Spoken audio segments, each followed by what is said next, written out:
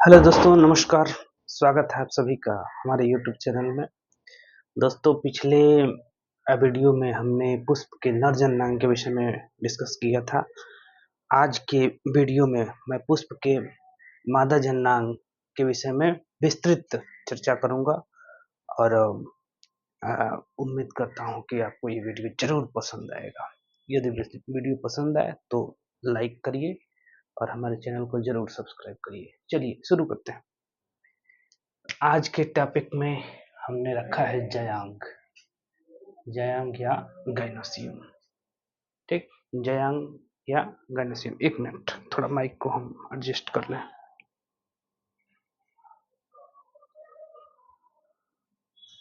चलिए, आज के टॉपिक में हम रखे हैं क्या, जयांग या गाइनोसियम।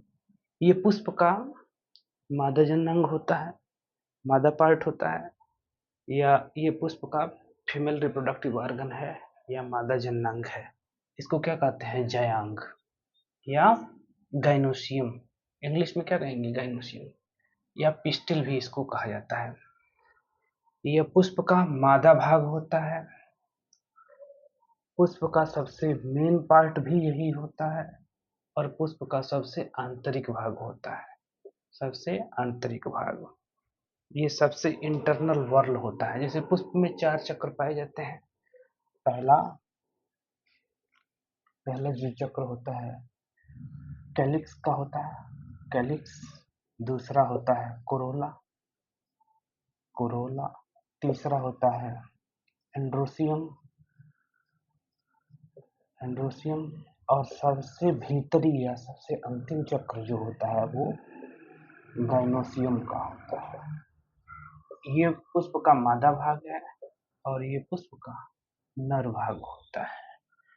ठीक है, तो सबसे ये अंतिम चक्र भी है और सबसे भीतरी चक्र है।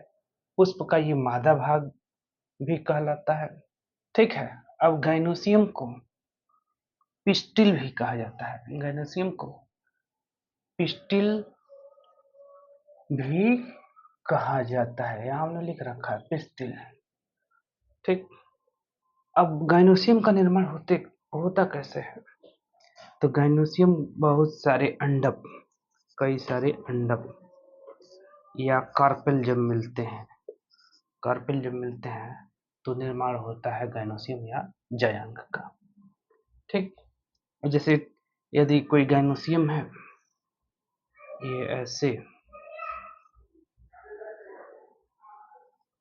इसका यदि टीएस काटे, अनुप्रस्थ काट, तो हमको उसमें गाइनोसियम के भीतर कई खाने दिखते हैं।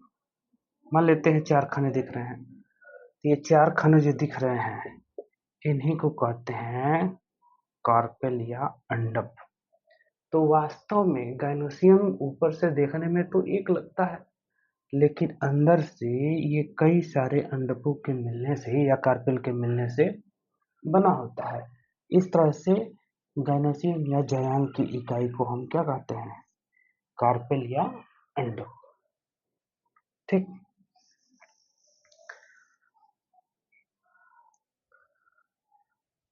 ठीक है, इतनी बात हो गई।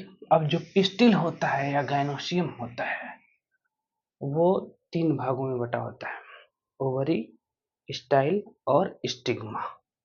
जो गाइनोसियम होता है, ऐसे यहाँ पे हम बना लेते हैं चित्र। ये चलिए, ये गाइनोसियम हो गया।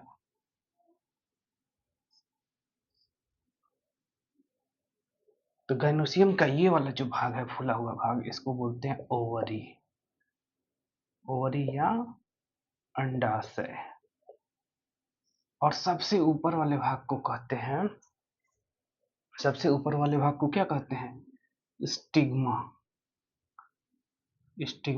या वर्तिकाग्र। अब वर्तिकाग्र और अंडाशय के बीच में ये जो पतला सा भाग होता है इसको कहते हैं वर्तिका, या स्टाइल। तो इस तरह से देखा जाए तो जो पिस्टिल होता है या पुष्प का मादा भाग, जिसको गाइनोसियम या पिस्टिल कहते हैं, वो कितने मुख्य भागों में बटा है, 3। पहला अंडाशय, दूसरा वर्तिका और तीसरा वर्तिकाग्र में। ठीक है, अब देखिए सबसे बड़ा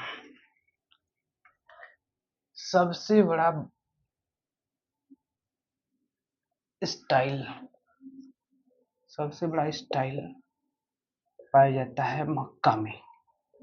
किसमें पाया जाता है? मक्का में। सबसे बड़ा स्टाइल किसे मिलता है? मक्का। आप मक्के में जो भुट्टा देखेंगे उसमें बाल जैसे पतले पतले रोम जैसे हेयर लाइक स्ट्रक्चर होता है, वो क्या है? मक्के का स्टाइल है। तो सबसे बड़ा स्टाइल किसे मिलता है? मक्के में। याद रखिएगा, मक्का में सबसे बड़ा स्टाइल होता है।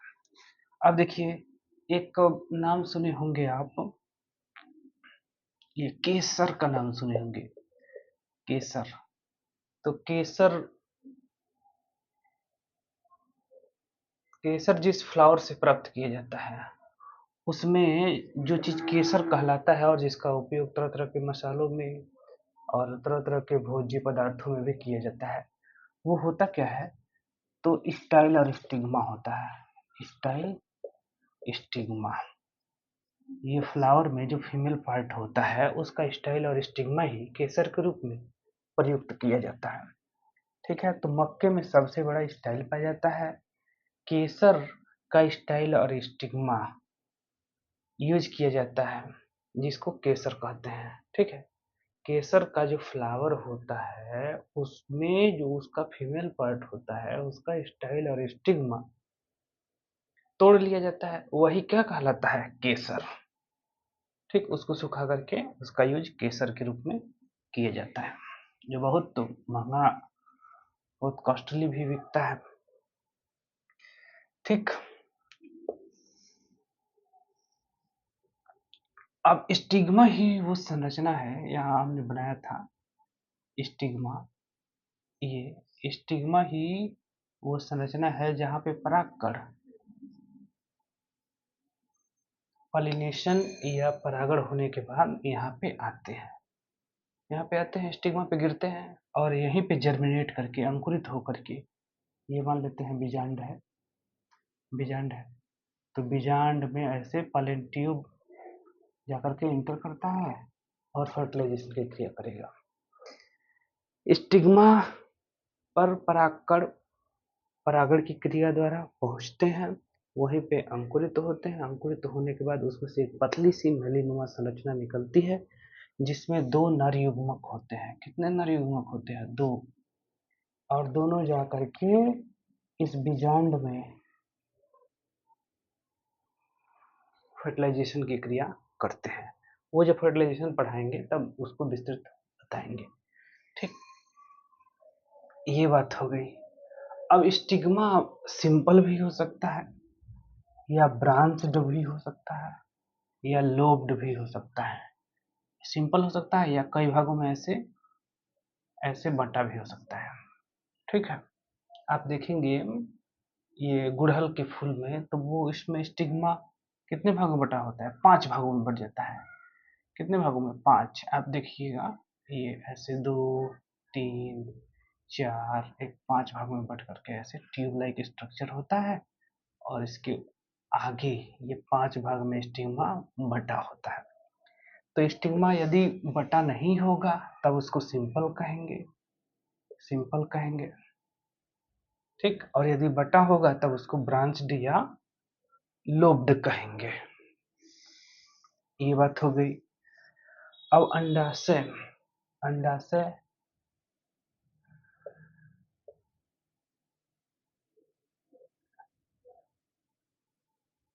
ये अंडाशय है, अंडाशय। इसका अनुप्रस्थ काट काटे हमने, टीएस काटे। टीएस में अनुप्रस्थ काट। जब भी किसी चीज को हम इस तरह से काटते हैं, इस तरह से, उसको कहते हैं अनुप्रस्थ काट। जैसे खीरे का सलाद काटते हैं, खीरे का सलाद काटते हैं तो कटा हुआ चीज कैसा दिखता है? गोल गोल। तो ये गोल गोल तभी मिलेगा जब उसका टीएस काटेंगे या अनुप्रस्थ काट काटेंगे। तो समझ लीजिए कैसे काटेंगे, ऐसे काटेंगे तभी गोल गोल मिलेगा। तो इस तरह से खीरे को काटना ही उसका अनुप्रस्थ काट काटना कहलाता है। ठीक है, तो ये जब टीएस काटेंगे और एक का अंडाशय का टीएस यदि काटते हैं और इसमें एक ही खाना दिखता है, खाने को कहते हैं लक्यूल। एक ही खाना दिखता है, खाना, खाना माने चेम्बर, पार्ट, एक ही पार्ट दिखेगा, एक ही खाना दिखेगा। ऐसे कई खानों में बटा नहीं रहेगा। यहाँ देखिए 3 खानों में बट गया, यहाँ कितने खानों में बट गया, 3 खानों में, और यहाँ एक ही खाना है। तो ऐसे कई खानों में बटा नहीं है, एक ही खाना है, तब उसको कहेंगे यूनिलॉक्यूलर या एक कोष्ठीय। क्या कहेंगे, यूनिलॉक्यूलर।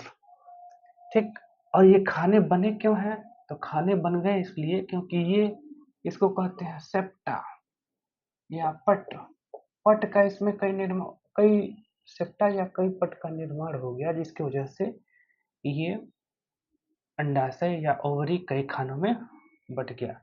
यदि कोष्ठकों की संख्या 1 है, ऐसे पट इसमें नहीं बनाते, एक ही कोष्ठक दिखेगा, एक ही खाना दिखेगा, तब इसको कहेंगे यूनिलॉक्यूलर, यूनिलॉक्यूलर। और यदि उसमें कोष्ठकों की संख्या 2 है, तब बाइलॉक्यूलर, बाइलॉक्यूलर। और इसमें कोष्ठकों की संख्या यदि 3 है, तो ट्राइलॉक्यूलर, ट्राइलॉक्यूलर, लॉक्यूलर। ये एक कोष्ठी, इसको कहेंगे द्विकोष्ठी, इसको त्रिकोष्ठी। जैसे एक कोष्ठी, ये 2 कोष्ठी, और ये कितना बन गया, त्रिकोष्ठी। ये 3 कोष्ठक बन गया, 3 खाने इसमें हो गए, इसमें 2 खाने, इसमें एक ही खाना है। ठीक, तो ये खाने बने किस वजह से, तो खाने बने ये सेप्टा या पट के बन जाने के कारण, इसमें दीवार बन गया, इसी को पट कहते हैं। तो इसी की वजह से इसमें खानों की संख्या कई हो जाती है। ठीक, ये समझ में आ गया। अब यदि कोई खाना नहीं इसमें बना है, तो इस तरह के अंडाशय को कहते हैं एपोकार्पस, एपोकार्पस या पॉलीकार्पस ओवरी, पॉलीकार्पस। मुक्तांडपी कहेंगे इसको, क्या कहेंगे, मुक्तांडपी, मुक्तांडपी।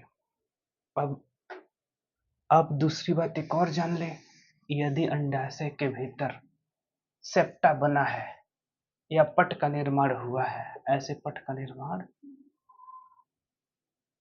कई पट का निर्माण हो गया है, यही पट है, पट या सेप्टा है, इस तरह के कई दीवारों का निर्माण हो गया है, तब इसको कहेंगे सिनकार्पस। क्या कहेंगे, सिनकार्पस या युक्तांडपी, युक्तांडपी कहेंगे। ठीक, तो ये युक्तांडपी है। इस तरह का अंडाशय क्या होगा, युक्तांडपी या संयुक्त अंडाशय कहलाएगा। चलिए, अब जितने हैं अंडाशय का टीएस जब काटते हैं, ये अनुप्रस्थ कट करते हैं, तो उसमें कई खाने दिखते हैं, कई खाने दिखते हैं, कई खाने। ये 3 खाने इसमें है, एक खाना हो गया, 2 और 3, 3 खाने हैं। इन्हीं को कहते हैं लॉक्यूल, इन्हीं को क्या कहते हैं, लॉक्यूल या ये कोष्ठ हो गए, कोष्ठ हो गए। अब इन कोष्ठों में ये बीच में एक इस तरह की संरचना दिखेगी, उभरा हुआ संरचना, इसको केंद्रीय अक्ष कहते हैं, केंद्रीय अक्ष या सेंट्रल एक्सिस कहते हैं, सेंट्रल एक्सिस। इसी केंद्रीय अक्ष से बहुत सारे बीजांड, बहुत सारे बीजांड ये लगे होते हैं। ठीक है, बहुत सारे बीजांड लगे होते हैं, ये देखिए, ये बहुत सारे बीजांड लगे होते हैं, ये बीजांड हो गया, बीजांड हो गया या ओव्यूल हो गया, बहुत सारे बीजांड लगे होते हैं। ठीक है, स्टाइल के विषय में हो गया है। अब चलिए,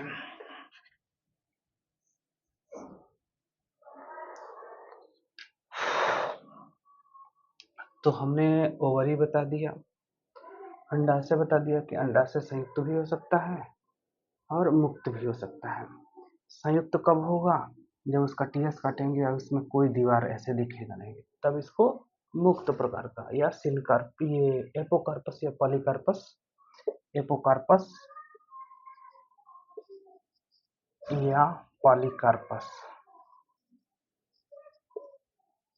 इसको मुक्तांडपी, मुक्तांडपी अंडाशय भी कहते हैं। ठीक। और यदि इसमें दीवार बन गया, कई सारे सेप्टा बन गए, कई इसमें पट बन गए, सेप्टा बन गए, उनको कहते हैं सेप्टा, सेप्टा या पट, पट बन गए, तब इस तरह के अंडाशय को कहते हैं युक्तांडपी। क्या कहेंगे? युक्तांडपी या सिनकार्पस कहेंगे, सिनकार्पस, ये सिनकार्पस हो गया। ठीक, सिनकार्पस हो गया। तो अंडाशय का तो बात हो गया है, स्टाइल की भी बात हो गई है। ठीक है। अब जो फैमिली मोरेसी होती है, शहतूत में,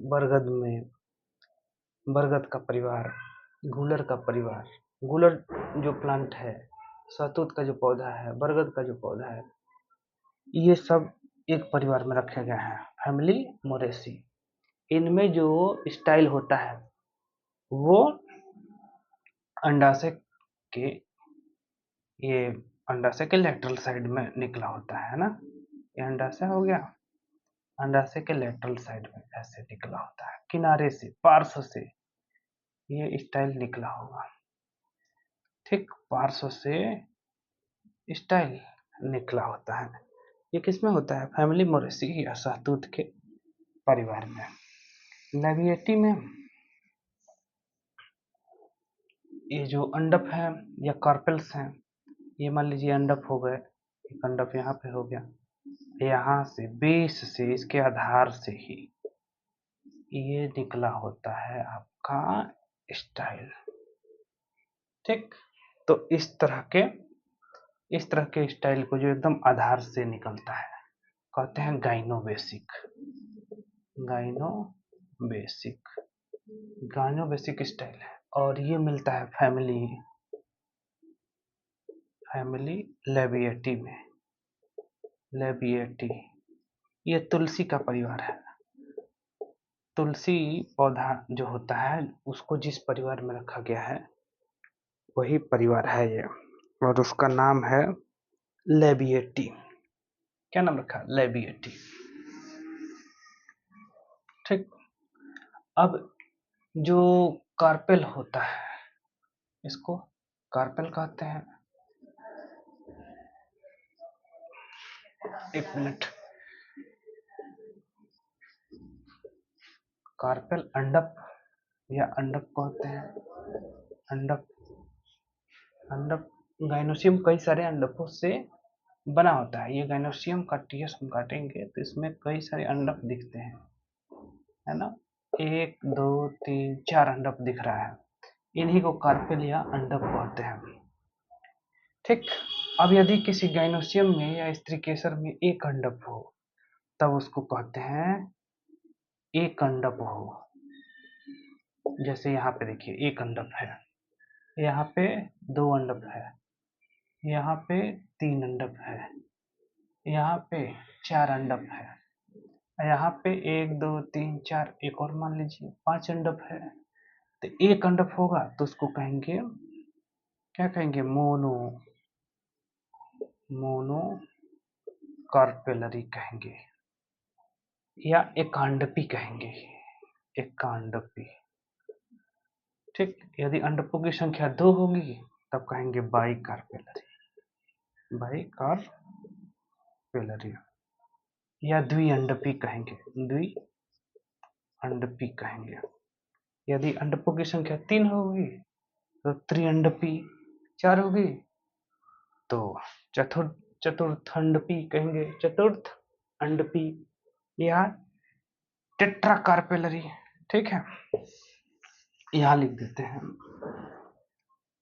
एक अंडक होगा, एक अंडक होगा, एक अंडक होगा, एक अंडक होगा, तब इसको कहेंगे मोनो कार्पेलरी। दो अंडक होगा, दो अंडक होगा, तब इसको बाई कार्पेलरी। तीन अंडक होगा तो ट्राई कार्पेलरी कहेंगे।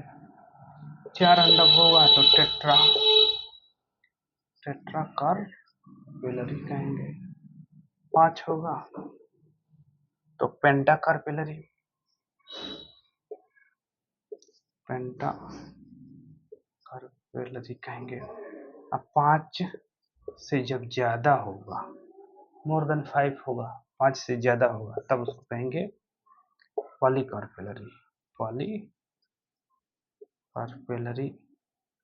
या मल्टी कार्पेलरी, मल्टी कार्पेलरी कहेंगे, मल्टी कार्पेलरी। ठीक है, अब जिस अंडाशय में कार्पेल की संख्या केवल एक होगी, है ना, उसको सिंपल प्रकार का अंडाशय कहेंगे। उसको क्या कहेंगे? सिंपल। एक ही कार्पेल है तो ये क्या हो गया? सिंपल, साधारण प्रकार का है। अब बहुत सारे कार्पेल उसमें है, बहुत सारे हैं, तब इसको संयुक्त कहेंगे, संयुक्त या कंपाउंड, कंपाउंड। ठीक, इतनी बात हो गई।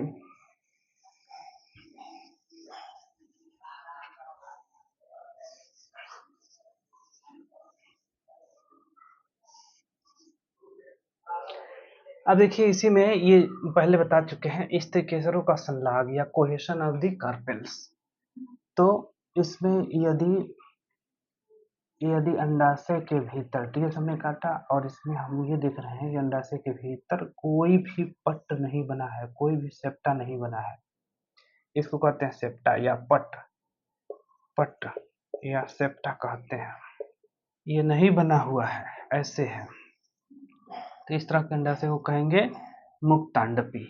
इस तरह से सेप्टा यदि बना है या पट्ट का निर्माण हुआ है, तब संयुक्तांडपी। ठीक, या सिनकार्पस। तो इस वाले को एपोकार्पस या पॉलीकार्पस, और इस वाले को सिनकार्पस कहेंगे। ठीक, अब देखिए अंडाशय की स्थिति, position of carpel. Position of carpel में देखेंगे, ये मान लेते हैं स्त्री केसर है, और स्त्री केसर में ये है थैलमस या पुष्पासन। पुष्पासन के नीचे से पुष्प के जितने पार्ट हैं सब निकले हैं। यदि यदि पुष्पासन के नीचे से, सॉरी, अंडाशय के नीचे से, अंडाशय के नीचे से पुष्प के जितने पार्ट हैं वो सब निकले हुए हैं, तो ऐसे फ्लावर को हाइपोगाइनस कहते हैं, और ऐसे अंडाशय को कहते हैं सुपीरियर, सुपीरियर। ऐसा फ्लावर, एक बार और समझ लीजिए, ऐसा पुष्प जिसमें पुष्प के जितने पार्ट हैं, 4 ही पार्ट होते हैं, कैलिक्स, कोरोला, एंड्रोसियम, गाइनोसियम। तो गाइनोसियम को छोड़ दीजिए, क्योंकि उसी की विशेषता हम यहाँ बताने जा रहे हैं, तो उसको छोड़िए। कैलिक्स, कोरोला, एंड्रोसियम, ये तीनों अंडाशय के नीचे से यदि निकलते हैं, तो ऐसे अंडाशय को कहते हैं सुपीरियर। ठीक, यदि पुष्प में बाह्यदल पुंज, दल पुंज और पुमंग अंडाशय के नीचे से निकलते हैं, तो ऐसे अंडाशय को कहते हैं सुपीरियर। और यदि अंडाशय के ऊपर से निकलते हैं, तब ऐसे अंडाशय को कहते हैं इंफीरियर। अब देखिए, कभी कभी क्या होता है कि पुष्पासन फूल करके एक ऐसे कप जैसा संरचना बना लेता है, कप जैसा, ठीक है, कप जैसा संरचना बना देता है, और इसके भीतर ये अंडाशय स्थित हो जाता है, इसके भीतर अंडाशय आ जाता है। आ गया। अब यहाँ से ऊपर से ये कैलिक्स निकलेगा, कोरोला निकलेगा, एंड्रोसियम निकलेंगे, ठीक है। तो इस तरह के अंडाशय को कहते हैं इंफीरियर। ये इंफीरियर हो गया, इंफीरियर। सुपीरियर में अंडाशय के नीचे से पुष्प के जितने पार्ट हैं, यानी कैलिक्स, कोरोला, एंड्रोसियम, बाह्य पुंज, दलपुंज और पुंज सब निकलते हैं। तो वहां पे अंडाशय को हम कहते हैं, जैसे यहाँ देखिए, यहाँ से अंडाशय के नीचे से कैलिक्स, कोरोला, एंड्रोसियम, बाह्य पुंज, दलपुंज और पुंज निकल रहे हैं, तो ऐसे अंडाशय को सुपीरियर कहेंगे। अब बाकी जितने पुष्प के पार्ट हैं, कैलिक्स, कोरोला, एंड्रोसियम, वो इंफीरियर कहलाएंगे। वो क्या कहलाएंगे? इंफीरियर, इंफीरियर कहलाएगा। और ये अंडाशय सुपीरियर कहलाएगा। यहाँ पे ये अंडाशय के ऊपर से कैलिक्स, कोरोला, एंड्रोसियम निकल रहा है, तो ऐसे अंडाशय को इंफीरियर कहेंगे। और बाकी ये जितने पार्ट हैं, कैलिक्स, कोरोला, एंड्रोसियम, ये कहलाएंगे सुपीरियर। तो दो बातें हो गई। अंडाशय सुपीरियर कब होगा?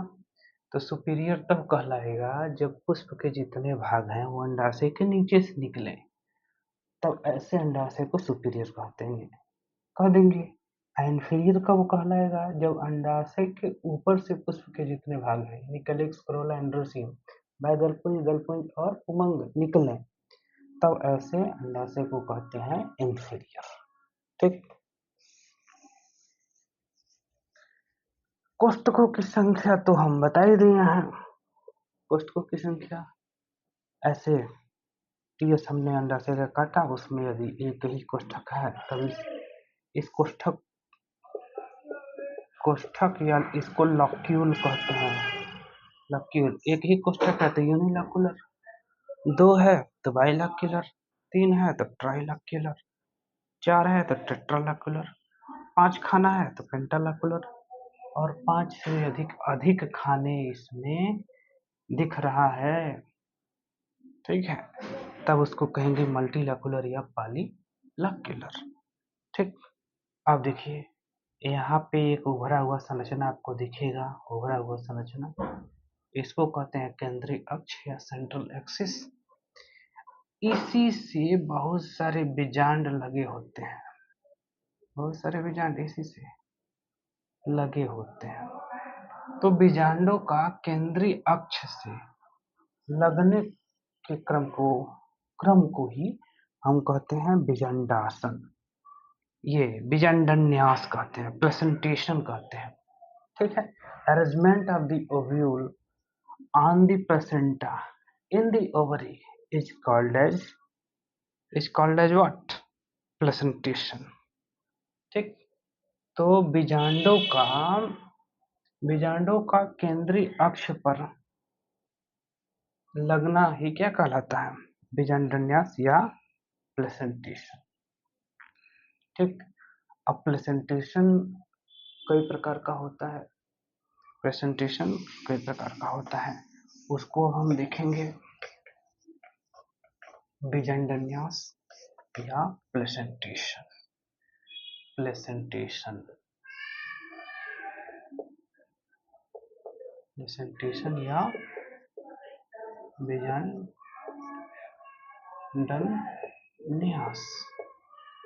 प्रेजेंटेशन या बीजांडन्यास सब हम देखेंगे।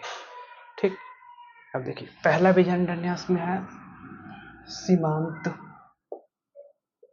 सीमांत या इसको कहते हैं मार्जिनल,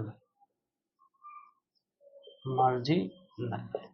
अब देखिए, इस प्रकार का बीजांडन्यास जिस अंडाशय में पाया जाता है वो अंडाशय एकांडपी होता है। कैसा होता है? एकांडपी,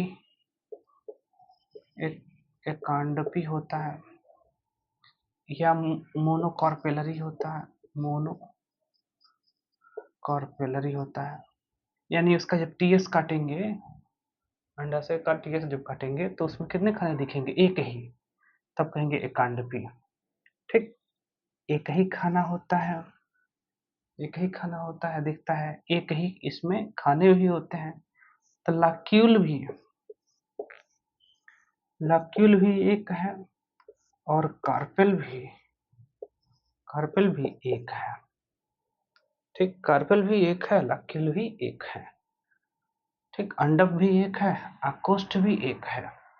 और यदि ये इसमें दीवार ऐसे बन जाए तो अंडक की संख्या अब 2 हो गई और लक्यूल की संख्या भी कितनी हो गई, 2 हो गई।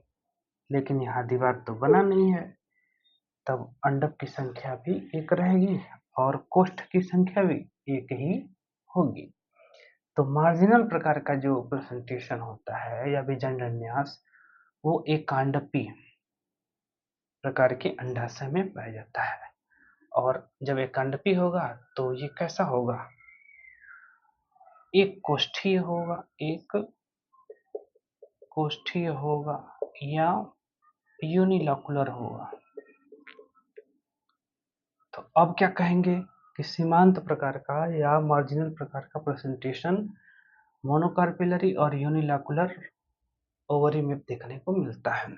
एकांडपी और एक कोष्ठीय अंडाशय में देखने को मिलता है। अब ये होता कैसे है वो देख लेते हैं। तो ये मटर का फली आप लोग देखे होंगे, मटर का फली, ऐसे मटर का फली होता है। ठीक है, ये मटर का फली है। ठीक, तो इसका जो ये अब देखेंगे, ये इसमें 2 जगह पे सिला होता है, एक नीचे की ओर भी सिला होता है, एक ऊपर की ओर, ये इधर की ओर। तो ये जो वेंट्रल सूचर होता है, ये ऊपर वाला जो सीवन होता है, सीवन माने सिलाई, ये वेंट्रल सूचर, ठीक है, या अधर तलीय सीवन, सीवन होता है, सीवन माने सिलाई। तो यहां से आप देखेंगे छोटे छोटे बीजांड ऐसे लगे होते हैं। ठीक है, ऐसे। अब इसका टीएस काट दें तो कुछ ऐसे दिखेगा। ये बीजांड इसमें कैसे दिखेगा, ये अंडाशय मान लीजिए हो गया, इसमें बीजांड ऐसे दिखेगा, ऐसे। तो ये मोनोकार्पेलरी भी है, एकांडपी भी है, एक कोष्ठी भी है, और यहाँ पे वेंट्रल सूचर से, यहाँ वेंट्रल सूचर से ये अधर तलीय जो सीवन होगा, यहाँ से अधर तलीय भाग से ऐसे बीजांड लगा होता है। तो इस तरह यदि दिख रहा है चित्र में, ऐसे दिख रहा है बीजांड का लगना। ठीक है, तो फिर इस प्रकार के विजांडन्यास को कह देंगे सीमांत या मार्जिनल। ठीक, अब दूसरा है भित्तीय।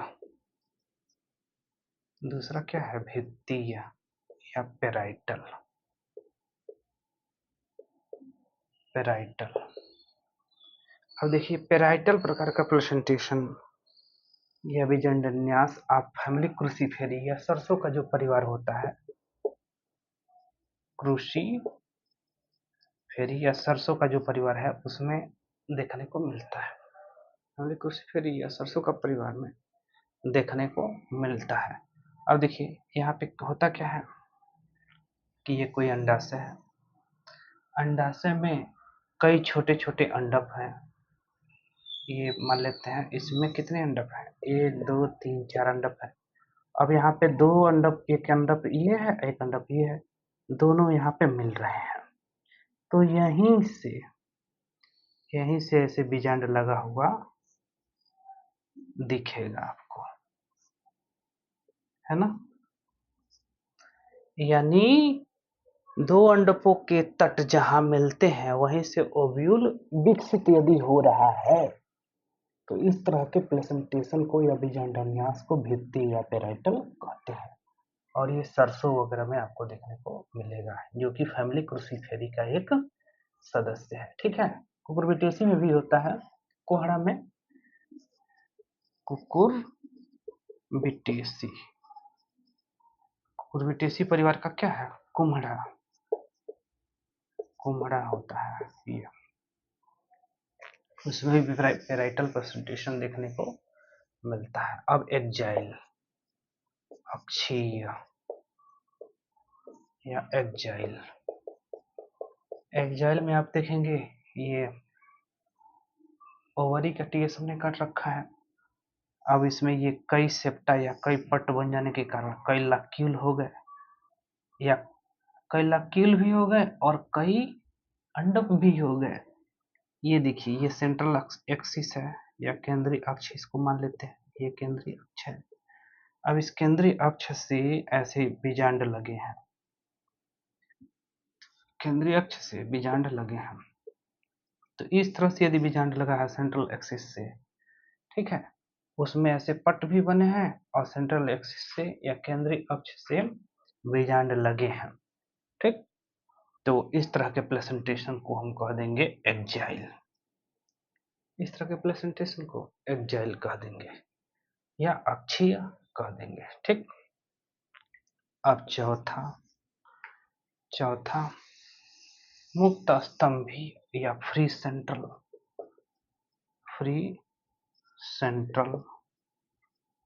या इसको कहते हैं मुक्त स्तंभीय।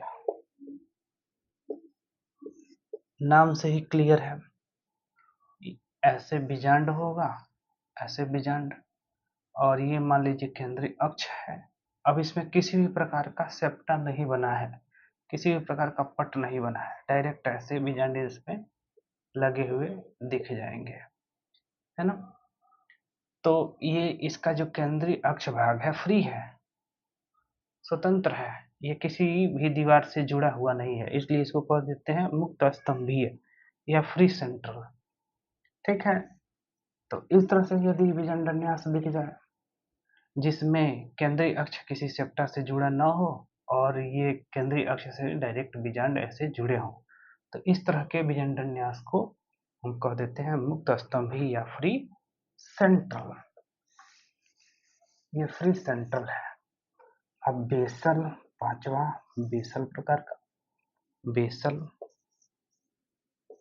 या आधार लग्न, आधार लग्न नाम से ही क्लियर है, आधार से जुड़े होते हैं। ये मान लेते हैं अंडाशय है, अंडाशय का ये आधार है, आधार से ऐसे बीजांड जुड़ा होगा, ठीक।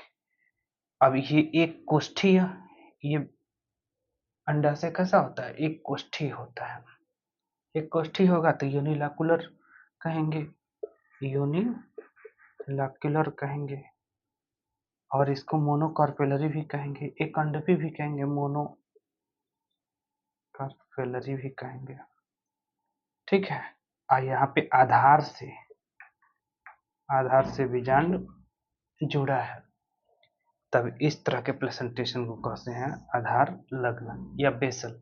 ऐसा फैमिली कंपोजिटी में मिलता है या सूरजमुखी के परिवार में कंपोजिटी या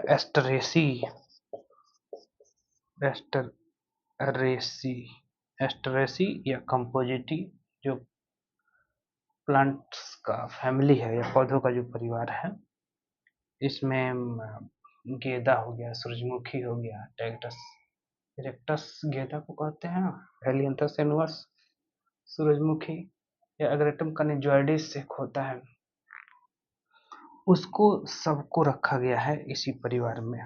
तो उसमें जो प्रेजेंटेशन होता है ऐसे आधार लग्न या बेसल प्रकार का देखने को मिलेगा, ठीक।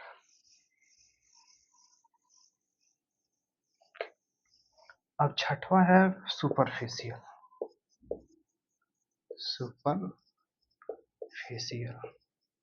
अब इसमें देख लीजिए, ये हो गया आपका अंडाशय, ये अंडाशय हो गया। अब ये इसमें कई अंडप हैं, कई लाक्यूल हैं। अब इसमें ये सेप्टा से ही ऐसे बीजांड बहुत सारे लगे होंगे, ऐसे वैसे बहुत सारा, ठीक, ऐसे लगे होंगे। इस तरह का वाटर लिली में देखने को मिलता है या फैमिली रेनन कुलेशी में रेनन कुलेशी में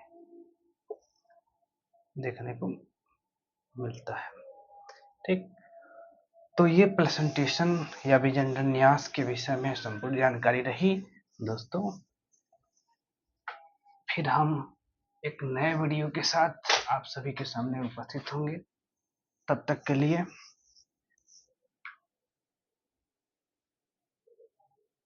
हम इस वीडियो को यहीं पे अब रोकते हैं। ये वीडियो आपको कैसा लगा कमेंट बॉक्स में हमको कमेंट करके जरूर बताइए। बहुत बहुत धन्यवाद। Thank you.